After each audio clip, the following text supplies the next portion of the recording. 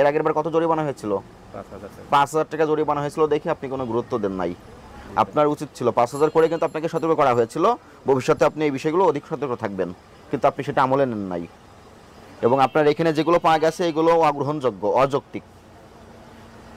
আপনার প্রতিষ্ঠানে যদি আমরা খুব ভালো পরিবেশ দেখতাম, আপনাকে আমরা অধিদপ্তরের পক্ষ থেকে ধন্যবাদ দিতাম, কিন্তু আপনি তো সেটা সেই জায়গাটা থেকে আপনি সফল হতে পারেন নাই। পূর্বে আপনার এখানে অভিযান করা হয়েছে, আপনাকে সতর্ক করা হয়েছে। একবার ইয়ে করেন, আমি দেখেন না কি করি, আমি সব ঠিক করে দেব। আপনি যেটা রায় হয়েছে এটা এক্সিকিউট করেন আগে। স্যার আমাদের প্রসিকিউশনে একবারে স্পেসিফিকভাবে লিখেন এগুলো। স্যার আমার ফাইনটা কমাই দেন স্যার প্লিজ। আমি কিন্তু সব দিয়েছি খুঁজে খুঁজে। এই যে প্রাইস কার্ডটা আরও আছে তো স্যার। আসসালামু আলাইকুম স্যার।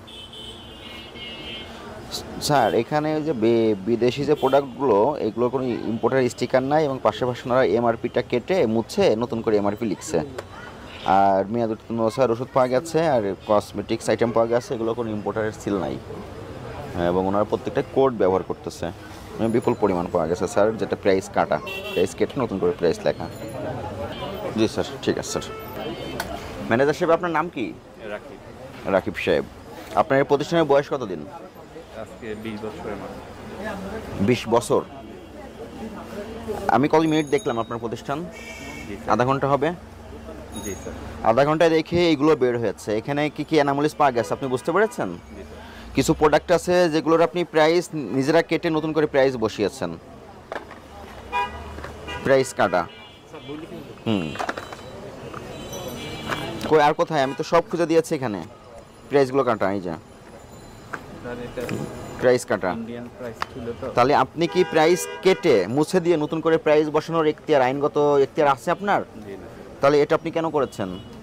এটা স্যার ইন্ডিয়ান প্রোডাক্ট থাকার কারণে প্রাইস। এটা তো অপরাধ সংগঠিত হয়েছে, আপনি এই অপরাধে দোষ স্বীকার করেন? আচ্ছা, এখানে কিছু প্রোডাক্ট আছে যেটা ডিসেম্বর মাসে মেয়াদ শেষ হয়ে গেছে, নভেম্বর মাসে মেয়াদ শেষ হয়ে গেছে 2024 সালের। এখানে আরও অনেক পরিমাণ আছে, এগুলো তো আমি আপনার কাছে দিয়েছিলাম। মেয়াদ উত্তীর্ণ পণ্য আপনার এখানে পাওয়া গেছে।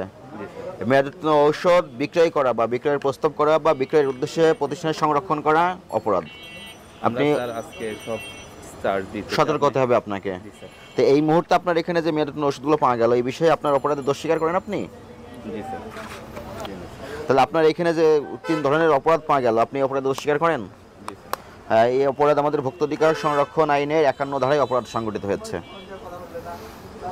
এই অপরাধে সর্বোচ্চ সাজা আছে 1 বছরের জেল, আর্থিক জরিমানা আছে 50,000 টাকা। আপনাকে আজকে সতর্কতামূলক 40,000 টাকা আর্থিক জরিমানা করলাম, এবং ভবিষ্যতে আপনি এই বিষয়গুলো অধিকতর সতর্ক থাকবেন। স্যার